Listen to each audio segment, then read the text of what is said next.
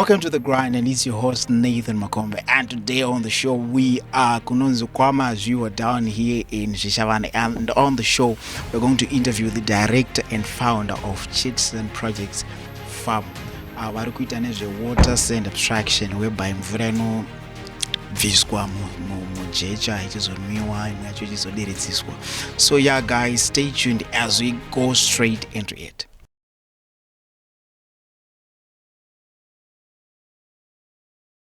Welcome to the show, and thank you for coming today.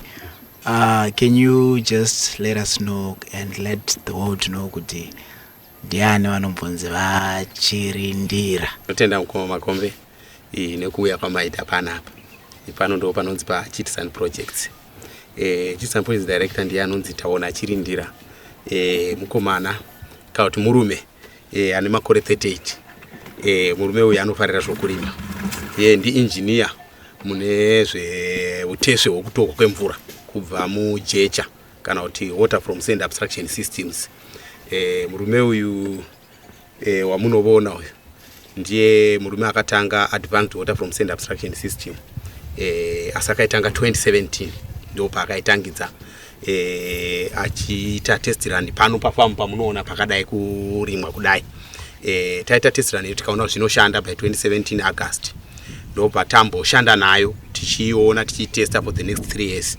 Ndo patazoona kuti zvakanaka kuti tiregister company yedu inofamba ichiisira vanhu mvura zviri pamutemo. It was by December 2020. Ndo patakaona zvakanaka kuti tichiregister company. Saka kuti muone murume wausvika pakugara panapa, murume unorima, murume unoisira vanhu mvura, murume unofita nyika from world level. Ndiyo isusu principle yedu opana. Mataura issue yakanaka kuti you started manoiti sand abstraction. Water from sand abstraction. Water yes. From sand abstraction. Yes. Can you let Zimbabwe know, can you let the world know kuti by water sand abstraction, what do you mean? Right. By saying water from sand abstraction, Mr. Makombe, or to the world, we are saying that it's the process of drawing water beneath the sand bed. So whenever you are seeing dry river, we are seeing greater opportunity for us to harvest megaliters of water into the land, especially for those typically we can say those rivers which are dry have got an underground flowing water. So that water we can just across the river laying our pipes beneath to extract that water, and it will report to the false dug, which is called a water gallery. Then a bore just like as good as that one from those drillings will be manifesting in the river bank. Saturongoti patatongoona pane rwizi chete ndo pamuritaura ndo panogona kubuda mvura. Panogona kubuda mvura. Chatiri kunyanyoda Mr. Makombe or the world is whenever tikaona kuti pane mvura, pane saturation zone beneath the sand. Ndopoka patinokwanisa kuti tiite dzimwe nzidzo dry dzisinawo chinhu kusvika paparent rock hatigoni kutora, asi dzine moisture dziri saturation. Dzine saturation ndidzo dzatinotoisa mapaipi pasi anenge achisaka mvura achiuya nayo kuriver bank kuti tikwanise kuinstalla a successful sand abstraction. Now, what's the difference between sand abstraction ne bore drilling system? Okay, thank you very much. The difference between sand abstraction and bore drilling is that on sand abstraction we are taking a river recharge, water that has been recharged by rain, and there's water that is linger in the river which is already there. So our process can only work on the water that we are seeing. Different from bore drilling, the bore drilling is a process which includes survey of the fractured rock. Then from there they drill following those fractured rock which has been already advised by a surveyor, of which the driller is seeking water which has been predicted to be there. So quite different from abstraction system. Then bore drilling can happen even any area and not within the river bank because it collapses. So ourselves we have tried to invent and see that it's good for us to install sand abstraction processes because they bring obvious water. They also bring much water. Okay, so can you let us know kuti makatanga sei, how then did you thought of that idea? Of course, Mambonde later, I think before Mshara Tanago Vedu is the same system here. So for you as Chitsan project, how did you start? All right, it's fine, Mr. Makombe. Thank you very much. As Chitsan project, we have started Send Abstraction by 2017, 5 August. It comes when we were with around 3.7 US dollar. So we were supposed So we were supposed to fence our garden. We were supposed also to look for a driller to drill us a bore. Then there is some guys who were molding bricks using water from the river. It is when me as an engineer went to the river and I see them fetching water from those well dug within the river course. Then it is when I see that there is plain water beneath the sand, which they were taking. So I just look front and forward to see how best can I extract that water. Then it just comes in me to employ the system called Chitsan Advanced Water from Sand Abstraction system. So that system, we do it at a mock drill at first. So we actually seen that it works very well, because that system was comprising of the horizontal screens beneath the sand and the force water gallery, which can produce a vent called a bore. Then from there we started pumping that water with a pump of low capacity. We further on seeing that the water is not extincting from the oil, it's not drying from the well. Then further on we employ a bigger pump, we still employ another pump, we change the pump up to almost 6,000 liters per hour. Then we have seen that it needs more than that. We employed 9,000 liters per hour also. We employed 12,000 liters per hour. It is when we see this system is quite a perfect system. Mvura yacho haiperi zvisingambobviri yakawandisa zvisingaiti Mr. Makombe. Takatoona kuti haiperi, takaramba tichingoichinja masaizi emapampu ezera. This system is very effective.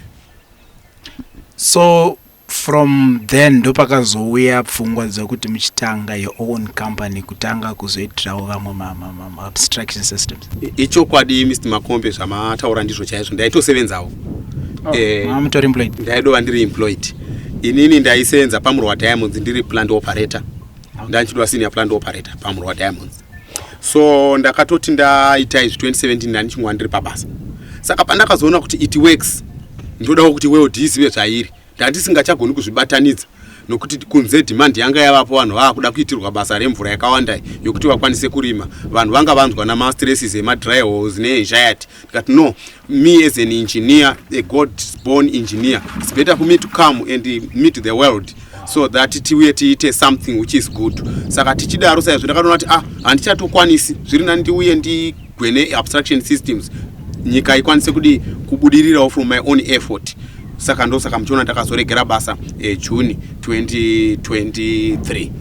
On that note, they've reminded me of a point yekuti pane vanhu vari kunze uko vanofunga kuti ndikasiya basa like nyaya security, ndikasiya basa pamwe ane vana 3 kumba pamwe ana 4 pamwe ane mukadzi pamwe ndiye ari 1, but anofila kuti nezvakaita kunze uku ndikasiya basa ndinozorarama sei. Hamuna kubvera masangana here nethat fear yekuti ndikazosiya basa? I believe mune vafana vari kudheni namadam obvious. How did you handle that? And madam vakazvitorawo sei mitaura kuti hayi madam panapa? Ndinotenda mukoma Makombe, zvinhu zvava zvakaoma. Pandakauya kumhuri yangu ndikaibudza kuti ndodawo kusiya basa, it was a permanent job, ranga rine security, tichishanda zvakanaka. Even muupenyu hwedu thus taenda kutowana maloans nekuita zvese chichi. Saka life yedu yanga iri decent zvisingamboiti nekusenza kwatakanga tichiita. But inise munhu angaona kuti chinhu chandatanga panapa ichi achichatodi zvokugarirwa pasi. Saka usually the most poorest person is a salary based person. Okay. Saka why? Because anogoverwa. Kana tikatora huku yebroiler inogara muchurugu tikaibudisa panze kuti zvitsvagire inofa nenzara. Asi tikatora roadrunner mukoma. Wait. But mukatora broiler mukaisa panze inofa nenzara. Explain to us. Tikatora broiler tikarisa panze sure rinofa nenzara because rajaira kukushirwa.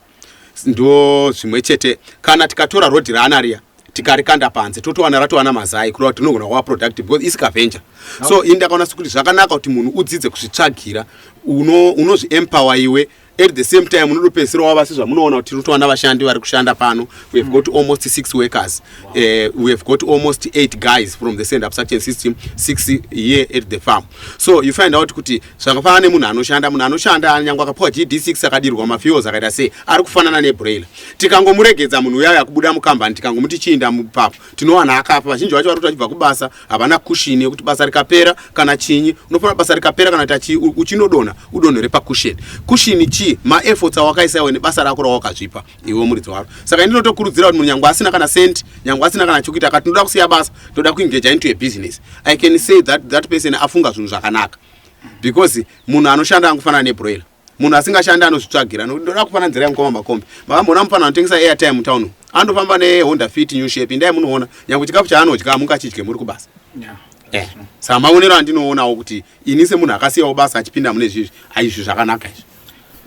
So from what you are seeing right now, I think ndamboona munda wenyu nemakore wakaita.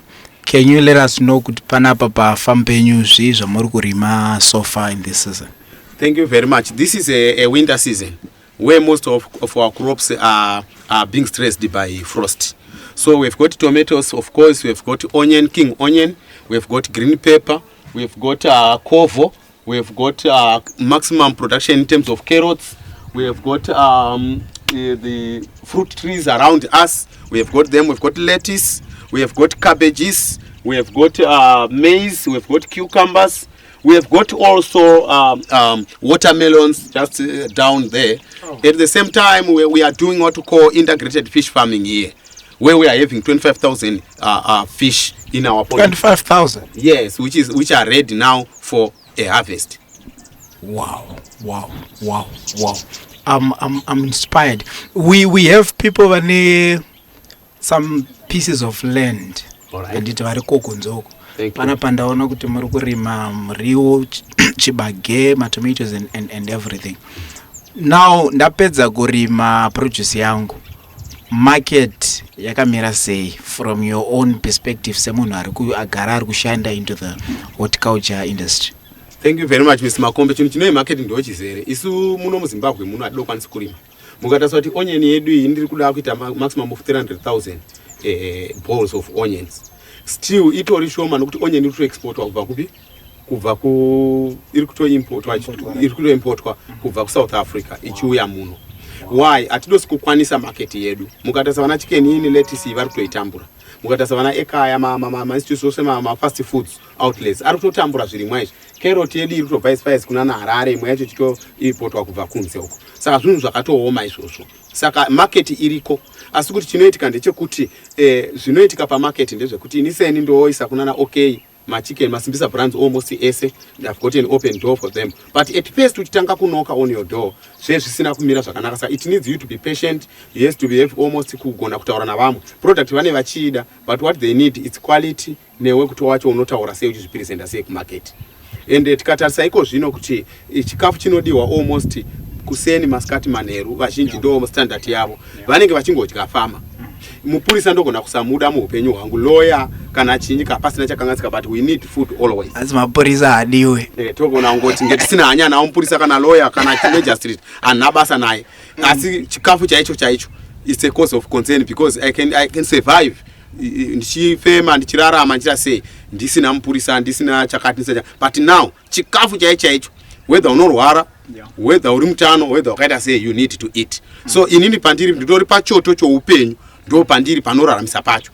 Saka I've seen that it's good outside the market there, because everyone needs to eat. Yes. Munhu anenge ari patiri ndiye munhu ari panyanga dzacho. Yeah, you have actually reminded me of song the late Dr. Mtukudzi vanenge vachiti kuva muvhimi kudya, kuva murimi kudya, kuva teacher kudya. So by the end of the day murimi ane a very pivotal role to play, especially into our day-to-day living.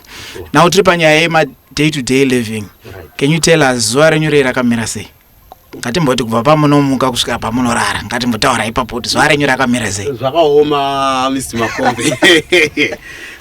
Unototi uchirara unorara late, uchimuka unomuka nokukasika. Dzimwe nguva unodomuka musi wawabata, sokuti unodobatana 1 ugomuka nani na4 izvozvo zvinotibetsera sine nguva yakanaka yekuresta because haisi nguva yose yatinodero tongoti kapane pressure market inogona kuda na6 saka unofanira kunge wava pamunda na4 harvest woenda kupi kumarket saka nguva zhinji so murimi une nguva yekuti une occupation yako yawazvitsvagira hauna nguva yekuti hanzi wambonookera uchiparana nananhingaudi you eat uchifamba you eat wakagara always paunogara uchishanda unenge uchishanda zvakanaka uye nyaya iripo ndeyekuti hauna nguva yokutambisa nguva yose muupenyu hwako ende ndinoda kuti zviri health kumuiri nokuti pfungwa dzako dzogara dziri concentrated. We are free from stresses because as you are seeing me, if I got even any time and that time yokutambisa inondipa stress because I can go on to knock out of it. I'm always good in my mind and every because I'm always seeing green.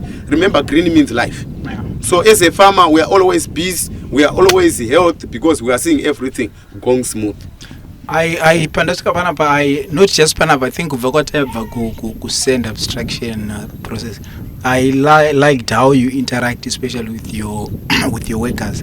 How does the relationship iri pakati pemushandi nemushandirwi inobetsera sei in terms of production? Yeah, ndinotenda mabvunza mubvunzo wakanaka, ndino chapter guru iroro muupenyu. Mushandi ndi stakeholder mu business romunhu mumwe nomumwe. Mushandi haisi nhahwa, haisi slave inoshanda without pay. Chinhu chinomotivata musevenzi ndezvamakawirirana kuzvizadziswe. Ma-increments anomubetsera, ma-self-actualization kuvasimudzira pabasa. Kuvaonawo savanhu, kuvapa chikafu chakafanira, especially so kunoku kubasa redu refarming. We have got food all over. They should eat. They should even have their own sectors vanorima vachidya chikafu chavanoda so that they look healthy. A healthy worker ndiye mushandi anogona kuproduce zvakanaka. Ukarwarirwa nemushandi, ukabata vashandi zvisizvo, vanoita ma-stresses. Mushandi ane stress haana concentration. Kana asina concentration, business rinodzokera pai? Rinodzokera pasi. Inini I have empowered every member are responsible for every duty raanoita. So kudoti foromana handina kutomu overburden nokucontrola vanhu. A human being is just a machine. We just to inject a software of thinking, a software of working, a software of doing things. Munhu anofunga semafungiro andongoita inini. Only the opportunity that inini ndikava a light to them, they should follow me, right? Then from there, they should also advise me because they are the most people on hands on everything on this project. So inini, just like now you have seen that I've left my guys doing send abstraction there. I've just ordered them what to do, and themselves, they always even teach me. So they are so competent, they are so supportive in this business for chits and projects to prosper. I guess a very good lesson to my employer kunzoka ani mazvinzwa kuti vashandi vanofanira kubatwa zvakanaka.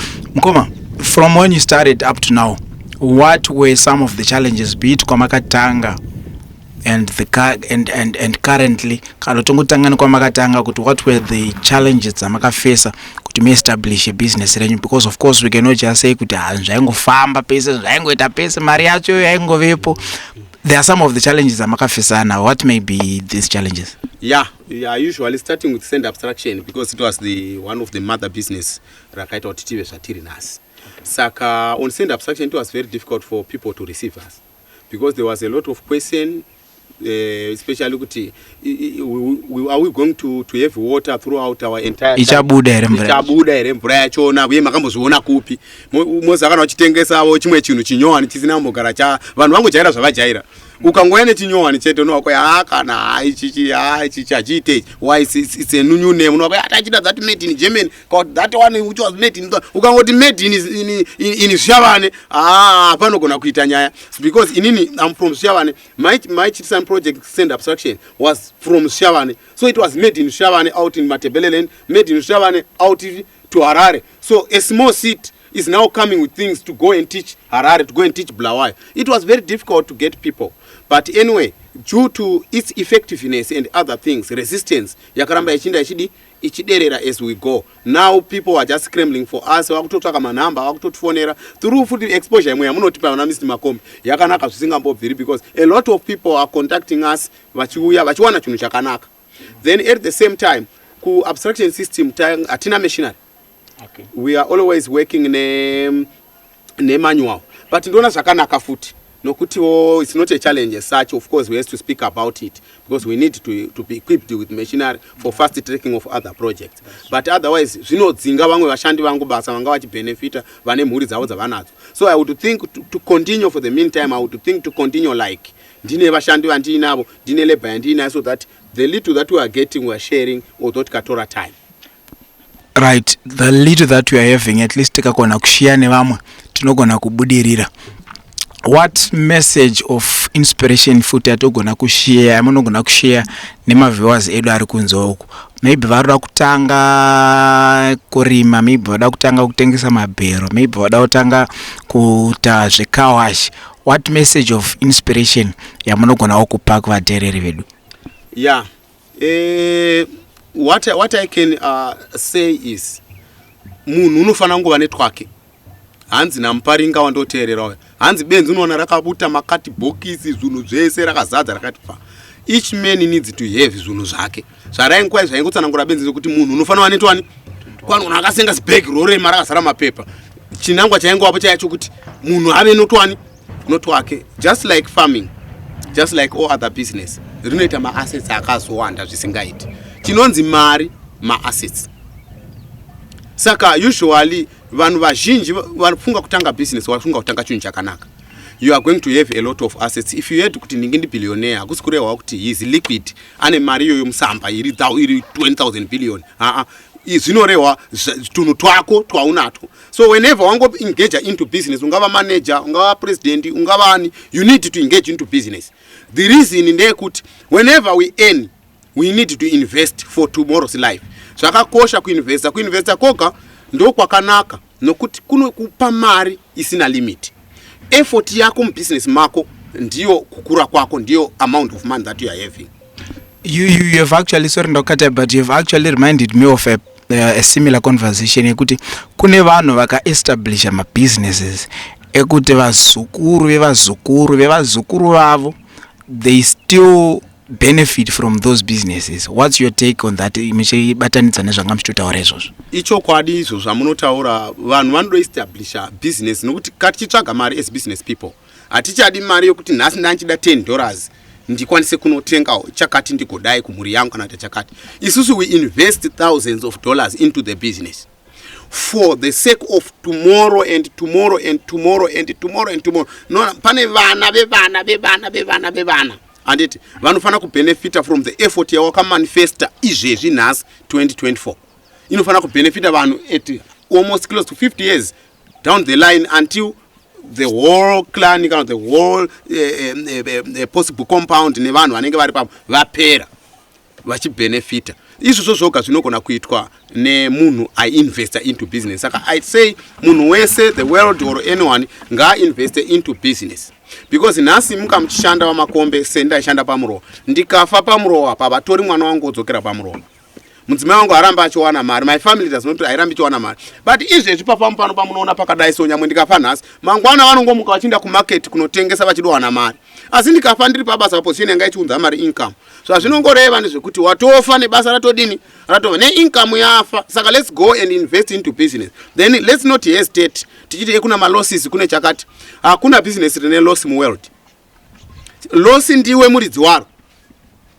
Hakuna business rine loss. Hakuna business rine loss. Chine loss ndiwe muridzi wacho. So by that you are saying kuti pfungwa dzedu, midangariro yedu as business people ndio inogona kudetermine kunzi munhu azoita loss kana kuti aita profit. Right. Ichokwadi Mr. Makombe nokuti unofana kutaura ndaita mistake ndobva ndazokonzereswa loss. Saka your mistake ndio inokonzeresa loss. Saka you the owner of the business, you are the loss. One unogona employ incompetent people. All right, woita basa risiriro woita loss. Unogona kutenga material iri fragile yourself building your. So you should be very very chunu chese chakadrowa zvakanaka chakamira zvakanaka. That's why I'm doing my proposal. This proposal anoitwa aya nechichi muchita ma possibilities nechichi zvichiitwa. Yaiva nyaya yokuti muone kuti zvacho ndezvipi zvakanaka zvina basa because zvira business inde mberi. Unoshanda nezvishoma zvacho nokuti chunu chimwe chinondo chaita unoita mistake nechunu chimwe woita loss. Okay. Zvinhu zvakawanda zvose pa business parinodrowa zvakanaka zvose ma advantages. Only 3 disadvantages ndo dzatichigwa nokucontrol. Saka to employer accountant, ndo saka to employer till machine, ndosaka toemploya zvinhu zvese zviya zvinoita kuti mafambiro anozoita mafunds ako, ndosaka toemploya quantities of hire, tozotora vanhu vose maexpert aya achizoya paground is to manage only few things. The most advantageous things we don't manage. Can we manage that the railway is okay to lead the train to Bulawayo? We can only go and fix on the area which will cause a train not to reach Bulawayo. So it's good for us as business people to see far much on the things, on only 3 things or 2 things. Those mistakes are the ones that can cause the entire loss for a business to go down. Wow, it's quite an exciting conversation. Mataura pane nyaya mataura yekuti munotora ma-accountants, munotora whosoever who's professional by a certain field. What's your take nenyaya ye-specialization? Ndiri kuona kuti mimpana pa specialty yenyu ndeye kurima handitika. Then nyaya ye-sand abstraction kazhinji kacho iri kudzokera futi mukurima. I've seen a lot of people who are doing a lot of things at the same time. Then by the end of the day, you can be a jack of all trades but a master of none. Then by the end of the day, one is successful. What's your thought panyayo yekuti kuna vanhu vanoda kungoita zvakawandisa sterek but pasina results yacho? Yeah, ichokwadi Mr. Makombe nokuti kana nyangwe tikatarisa ndoda kungofananidzira zvamunotaura tigodzoka pakuanzai. As a farmer uchitanga unotanga kudiridza nehosepipe. Saka pane kushifta uchinda kune rimwe business usati waona kuti rimwe racho rava successful. Unenge uri mu one umbrella business, just like myself ndoita integrated fish farming. Kurwa ndakashonganisa hove nomuno mumunda. Saka zvinoitika nezvekuti whenever munhu uchine fund capital yokufana kufunda project. Andiri ndizvo. Tinoita ma challenges woruchiva. Tikasumuka ndikaenda kufamura wa Makombe ndichanoona vakaisa rain water. Ndikasumuka ndikaenda uko ndinowana kuno vakaisa drip irrigation. Ndikasumuka ndikaenda uko ndowana sprinkler irrigation. Pandowana portion yakaiswa sprinkler ndowana pari successful zvisingamboita. Pandinotenuka ndichibva ikoko ndichiuya kuno ndikufunga kuti ndikufueliswa nedrip ranaro kuno sprinkler ndo inoita. Ndakutochinja ndotoita izvi. Ndikanoona hove kwakati ndotofunga kuti eno ndatotora hove ndadzinda greater papi panapa ndakaona fish farming wenda kabva ku workshop ye fish farming. What is needed? Hanzi na macheso chimwe nechimwe ukachipa nguva yacho. Ukachitevedzera mberi kwacho uko chova nedudziro. Ndosaka muchiona kuti windi chaichaye umwe wakangoita windi akadzidzisa vana akapedza achingova windi akangohakira ipapo kusvika apedza. So akati unoda kuita windi wobvapo unoita matanyera uko kuti wobvapo unoita teacher uko. Zviiti vamwe vanototi ukadzingasa tsuro 2 panguva imwe haudzibata asi tsuro dzakudziviswa kudzingasa nyangwe 20. Unodzingasa nyangwe 100 asi hazvidi kuitwa azinodzivisa kumhanyiswa asi time yadzamhanyiswa. Ya ukada kumhanyisa tsuro 2 panguva iyi ndo dzakadonyorwa noti wakati mhanyisa tsuro 2 panguva ipi imwe haubati. Asi ukatuka mhanyisa ino wobata, womhanyisa iyi wobata, unobata nyangwe 1000 tsuro muupenyu hwako. Okay. Saka ndo unogona kubata chero 1000 tsuro but time yawadzimhanyisa iyo. Okay, tichisvika kwakuda kumacheto kwe-our show tine usually ma-questions atinobvunzana especially kana munhu akuda kupedza show sezvinozvi. Wamuchazobvunzawo mubvunzo munhu achauya kune show inoteera. Pandichatanga ndakupai mubvunzo wamakabvunzwa imimi.